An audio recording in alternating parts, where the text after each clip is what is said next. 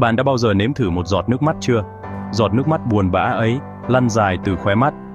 Nó mặn, một vị mặn chát không thể chối cãi, như thể đại dương đang ở trong ta, một lời nhắc nhở về mối liên kết nguyên thủy của chúng ta với biển cả. Với chú Ba, một nông dân ở Cà Mau, vùng đất tận cùng phía nam Việt Nam, thế giới của chú đang bắt đầu có vị như nước mắt. Một nỗi buồn dai dẳng, đàng chát, gọi nhạc về mặt mát và một tương lai đầy bất định. Ngày xưa, những cánh đồng lúa của chú xanh tốt, một bức tranh sống động dệt nên từ sự sống và hy vọng. Con cháu chú chơi đùa trong những con kênh nước ngọt, tiếng cười của chúng vang vọng khắp cánh đồng, một bản giao hưởng của niềm vui tuổi trẻ. Và đất đai hứa hẹn sự thịnh vượng, một mùa màng bội thứ nuôi sống các gia đình và xây dựng cộng đồng. Giờ đây, nước mặn từ biển đã len lỏi vào đất liền, một vị khách không mời, từ từ nhưng chắc chắn xâm lấn cuộc sống của họ, gây độc cho những cánh đồng của chú và biến hy vọng thành lo lắng, để lại những hàng cây khô héo và những giấc mơ tan vỡ. Chú Ba bước đi trên những cánh đồng cây còi cọc, bước chân nặng trĩu những lỗ toan, lo sợ cho tương lai của các cháu mình, một tương lai bị che phủ bởi sự bất định và mới đe dọa phải di rời, một tương lai mà đất đai không còn có thể cung cấp, nơi nền tảng của sự tồn tại của họ sụp đổ dưới chân. Đây không chỉ là câu chuyện của chú, đó là điểm báo cho những điều sắp tới. Đó là câu chuyện của hàng triệu người ở đồng bằng sông Cửu Long, một vùng đất đang đứng trước bờ vực của thảm họa sinh thái, chứng kiến sinh kế của họ trôi đi khi thủy triều dâng cao nhẫn chìm những vùng đất tổ tiên. Nước mặn trong ruộng của chú Ba là một thông điệp từ những tảng băng tan chảy, một hệ quả của một thế giới mất cân bằng, một lời cảnh báo mà chúng ta không thể bỏ qua, một lời kêu gọi hành động đòi hỏi sự chú ý ngay lập tức của chúng ta. Cuộc chiến của chú là cuộc chiến của chúng ta, một cuộc đấu tranh chung chống lại các lực lượng của biến đổi khí hậu. Bởi vì số phận của đồng bằng sông Cửu Long, huyết mạch quan trọng này của Đông Nam Á, gắn liền với số phận của thế giới. Chúng ta đều có mối liên hệ với nhau, và cuộc đấu tranh của họ cuối cùng cũng là của chúng ta.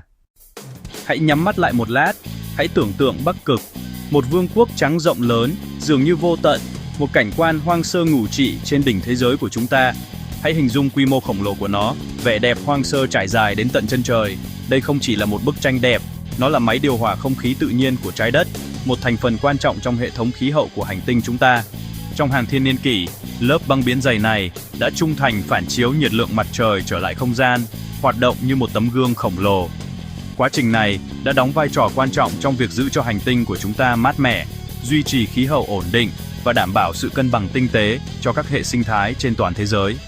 Nhưng bây giờ, đáng báo động thay, Bắc Cực đang tan chảy với tốc độ kỷ lục và chưa từng có, băng đang biến mất nhanh hơn bao giờ hết.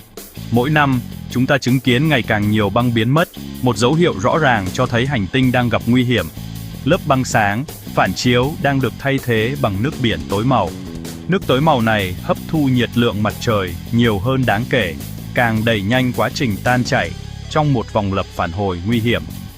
Các nhà khoa học đang gióng lên hồi chuông cảnh báo, cho chúng ta biết rằng đây không chỉ là một chu kỳ tự nhiên bình thường, đây là một điều nghiêm trọng hơn nhiều. Bắc Cực đang ấm lên với tốc độ đáng báo động, nhanh gấp đôi so với phần còn lại của thế giới, một dấu hiệu rõ ràng về mức độ nghiêm trọng của tình hình. Khi băng biến mất với tốc độ đáng báo động, sự cân bằng tinh tế của hành tinh bắt đầu bị phá vỡ, đe dọa các hệ sinh thái và kiểu thời tiết trên toàn cầu. Cuộc khủng hoảng thầm lặng của Bắc Cực không phải là một vấn đề riêng lẻ, đó là quân cờ domino đầu tiên trong một chuỗi phản ứng toàn cầu, tạo ra một loạt các sự kiện với những hậu quả sâu rộng.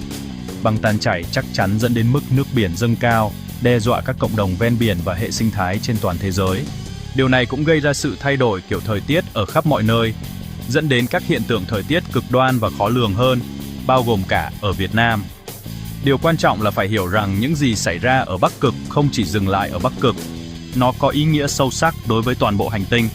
Vấn đề của thế giới do Bắc Cực tan chảy gây ra đã đến trước cửa nhà chúng ta, đòi hỏi sự chú ý và hành động của chúng ta. Tại sao Bắc Cực lại tan chảy? Đây câu trả lời là sự nóng lên toàn cầu. Hơn một thế kỷ qua, việc đốt thần dầu và khí đốt đã thay đầy không khí của chúng ta bằng khí nhà kính. Những khí này giữ nhiệt bao bọc trái đất trong một lớp chăn dày hơn. Kết quả là nhiệt độ tăng cao, đặc biệt là ở các cực. Không khí và nước ấm tấn công băng từ phía trên và bên dưới, làm tan chảy những gì đã ổn định hàng thiên niên kỷ. Mọi chuyện đi xe mồi bóng đèn chạy bằng than đều góp phần làm trầm trọng thêm vấn đề. Khoa học đã rõ ràng, hành động của con người đang làm tan chảy Bắc Cực. Nhưng nếu chúng ta đã gây ra điều này, chúng ta cũng có thể thay đổi nó bằng cách chọn một con đường sạch hơn, bền vững hơn. Băng tan ở Bắc Cực cứ không chỉ dừng lại ở Bắc Cực đâu, nó làm mực nước biển trên toàn thế giới dâng cao. Khi các sông băng và tảng băng lớn tan chảy, đại dương sẽ dâng lên, đe dọa các thành phố ven biển từ Miami cho đến thành phố Hồ Chí Minh. Nước mặn xâm nhập, lũ lụt và xói mòn đang đe dọa nhà cửa, văn hóa và nền kinh tế của chúng ta. Băng tan ở Bắc Cực cũng làm thay đổi thời tiết toàn cầu, khiến bão dữ dội hơn và hạn hán kéo dài hơn. Dòng khí phản lực bị lệch, thời tiết trở nên khó đoán và nông nghiệp bị ảnh hưởng nặng nề. Bắc Cực là bộ điều hòa khí hậu của chúng ta, sự tan chảy của nó đẩy toàn bộ hệ thống vào hỗn loạn. Những gì xảy ra ở đó là một cái nhìn trước về những gì có thể xảy ra ở khắp mọi nơi. Băng tan là một cuộc khủng hoảng toàn cầu, đòi hỏi một giải pháp toàn cầu. Đối với Việt Nam, băng tan ở Bắc Cực không còn là chuyện xa xôi nữa, mà đã là thực tế hàng ngày. Các đồng bằng thấp và bờ biển dài của chúng ta khiến chúng ta trở thành một trong những quốc gia dễ bị tổn thương nhất trên thế giới bởi mức nước biển dâng. Đồng bằng sông Cửu Long, vua lúa của cả nước, nằm ở độ cao chưa đầy 2 mét so với mức nước biển. Nước mặn xâm nhập làm nhiễm độc đồng ruộng và nước uống, đe dọa an ninh lương thực của hàng triệu người. Các thành phố lớn như thành phố Hồ Chí Minh phải đối mặt với lũ lụt thường xuyên và nghiêm trọng hơn. Ngay cả khi mức nước biển chỉ dâng thêm 1 mét cũng có thể khiến hàng triệu người phải di rời và tàn phá nền kinh tế của chúng ta. Thời tiết cực đoan, sóng nhiệt, lũ lụt, bão đang trở thành điều bình thường mới. Khí hậu ngày càng khắc nghiệt và lối sống của chúng ta đang gặp nguy hiểm.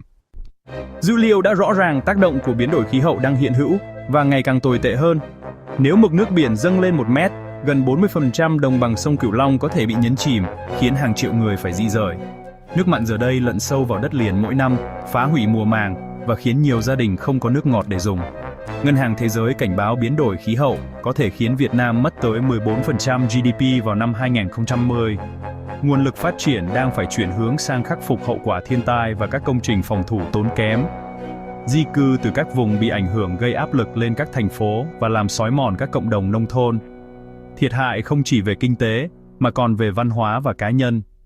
Đằng sau mỗi con số thống kê là một gia đình đang đối mặt với tương lai bất định. Chúng ta đang đứng trước một ngã ba đường quan trọng, một thời điểm then chốt trong lịch sử dân tộc. Những quyết định chúng ta đưa ra hôm nay sẽ định hình không thể đảo ngược tương lai của Việt Nam, quyết định thế giới mà con cháu chúng ta sẽ thừa hưởng. Con đường chúng ta chọn bây giờ sẽ vang vọng qua nhiều thế hệ. Thử thách trước mắt chúng ta rất lớn, một mạng lưới phức tạp các vấn đề môi trường và xã hội, nhưng khả năng phục hồi của chúng ta, khả năng vượt qua nghịch cảnh và xây dựng một ngày mai tốt đẹp hơn cũng lớn không kém. Nâng cao nhận thức là bước đầu tiên và quan trọng nhất.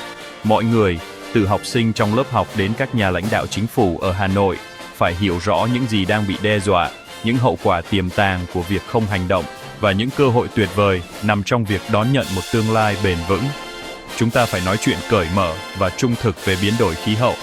Không chỉ coi đó là một vấn đề môi trường, mà là một ưu tiên cá nhân và quốc gia ảnh hưởng đến mọi khía cạnh trong cuộc sống của chúng ta, từ sức khỏe và sinh kế đến di sản văn hóa. Chia sẻ những câu chuyện cá nhân về tác động và những phát hiện khoa học mới nhất.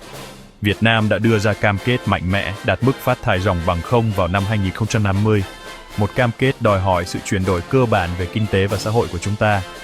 Điều này có nghĩa là chuyển đổi nhanh chóng sang các nguồn năng lượng sạch, tái tạo như năng lượng mặt trời và gió, và xây dựng cơ sở hạ tầng kiên cường có thể chống chịu được tác động của biến đổi khí hậu. Chúng ta phải bảo vệ và phục hồi rừng ngập mặn quan trọng của mình, đầu tư vào nghiên cứu để phát triển các loại cây trồng chịu mặn có thể phát triển mạnh trong điều kiện ngày càng nhiễm mặn, và chủ động thích nghi các cộng đồng của chúng ta với thực tế mức nước biển dâng cao và các hiện tượng thời tiết cực đoan thường xuyên hơn. Những hành động cá nhân, dù nhỏ bé đến đâu, cũng thực sự có ý nghĩa, tiết kiệm năng lượng tại nhà và nơi làm việc, chọn phương tiện giao thông công cộng bất cứ khi nào có thể, giảm thiểu rác thải thông qua tái chế và ù phân, và tích cực hỗ trợ các doanh nghiệp và tổ chức cam kết phát triển bền vững. Khi hàng triệu cá nhân thực hiện những hành động này, tác động tập thể sẽ rất lớn, tạo ra một làn sóng thay đổi mạnh mẽ có thể biến đổi đất nước chúng ta. Hành trình của chúng ta hướng tới một Việt Nam thực sự bền vững là trách nhiệm chung, một nỗ lực tập thể đòi hỏi sự tham gia và cam kết của mỗi công dân. Hãy bắt đầu ngay hôm nay, hãy bắt đầu ngay bây giờ, vì Bác Ba và tất cả những người đã đi trước chúng ta, vì những đứa con yêu quý của chúng ta và các thế hệ mai sau, và vì vẻ đẹp vĩnh cửu và sự thịnh vượng của đất nước thân yêu của chúng ta.